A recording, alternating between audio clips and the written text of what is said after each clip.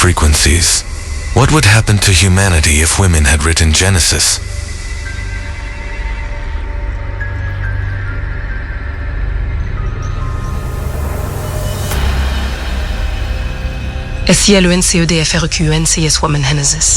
Have you ever stopped to consider that your perception of reality, sin, the body, and God himself is, in fact, a second-hand translation? Imagine you were born in a room where every window had been painted a single color for millennia. You swear the world is that color, you defend it. You kill and die for it. But what if I told you that half the spectrum of light was deliberately blocked, so you would never see the complete image? The absence of female hands writing the foundations of the canon was not a historical accident or divine will. It was a psychic amputation. By reading the Bible only through the lens of a system that silenced the frequency of the woman, you are not reading the Word of God in its totality. You are reading the instruction manual of a dystopia that convinced us that a mother's silence is the natural state of things. If you interpret it literally, you are not a believer. You are a prisoner of incomplete, software-generating systemic errors in your soul, your sexuality, and your freedom. It is time to hack Genesis, the incomplete source code. Welcome to the Dystopian Bible. Today, we are not here to talk about religion. We are here to talk about the engineering of consciousness. Imagine Genesis as the source code of Western civilization. Every word planted there blossomed into laws, behaviors, guilts, and power structures. Now, look at this code with honesty. It is a symphony performed by only half the orchestra. Where is the frequency of her who carries the cosmos in her womb? Why does the record of creation ignore the perspective of the one who is, by nature, the portal of life?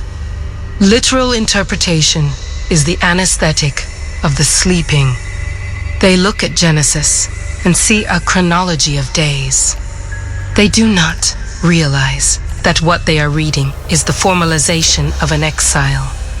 If women had written Genesis, humanity would not be trying to escape Earth for heaven.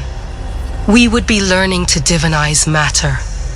The female silence in the scriptures is ground zero of our disconnection from the sacred that inhabits the body.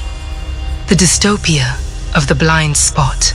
To understand why there are no books written by women, you must understand the concept of the psychological blind spot. The dystopian system we live in survives on fragmentation.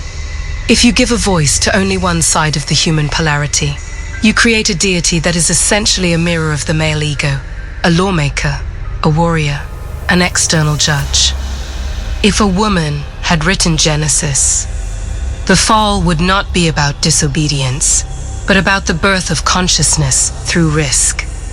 The serpent would not be a symbol of evil, but a symbol of the transformation necessary for the soul to leave the infancy of Eden and enter the maturity of experience.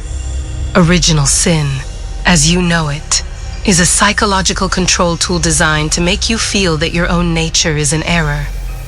A female authorship would have sanctified blood, the cycle, and renewal, instead of cursing the soil and childbirth. The psychology of suppression.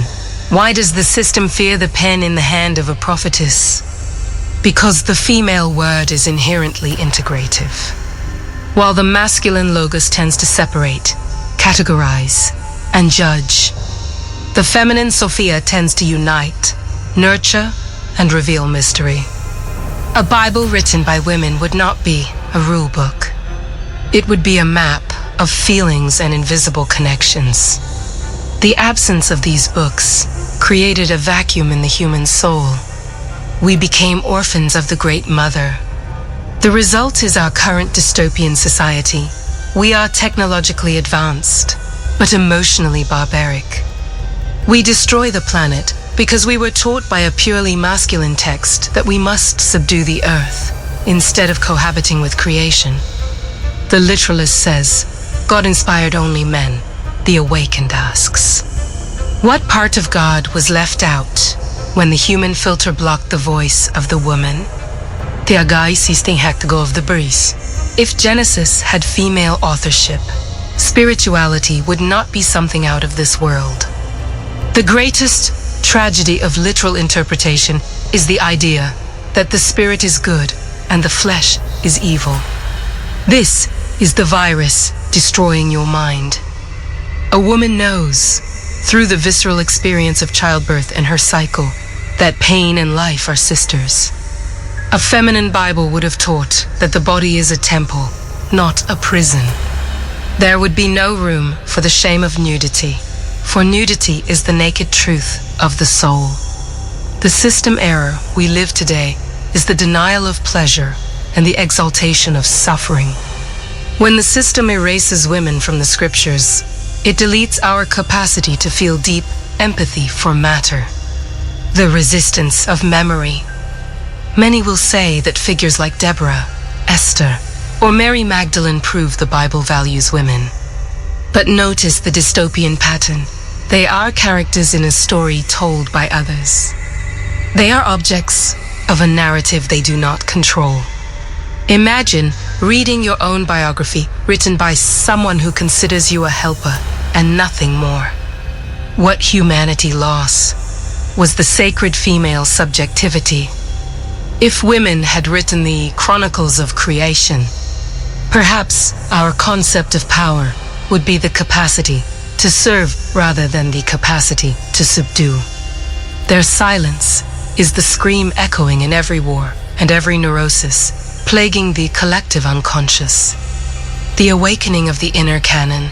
The purpose of this script is not to mourn what wasn't written, but to summon you to write what is missing. The Dystopian Bible is an invitation to stop seeking truth in dead parchment and start seeking it in the pulse of life that the system tried to domesticate. Literal interpretation is the tomb of spiritual intelligence, the what if. Of this title is a psychological urgency. We must integrate the feminine that was banished to the shadows of our unconscious. Only when the woman's voice is recognized as equally sacred at the origin can we have a destiny other than self-destruction.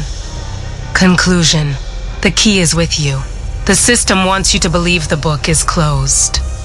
It wants you to accept that the silence of women was a divine decision rather than political manipulation. But now you know. The Bible is a living organism, and it is bleeding because of this amputation. The dystopian world we inhabit is the result of a story poorly told. The question now is not why they didn't write. The question is, now that you know they were silenced, what will you do with your own voice? Eden is not behind us, guarded by angels with flaming swords. It is ahead of us, waiting for the courage to restore the unity the system broke. Awaken.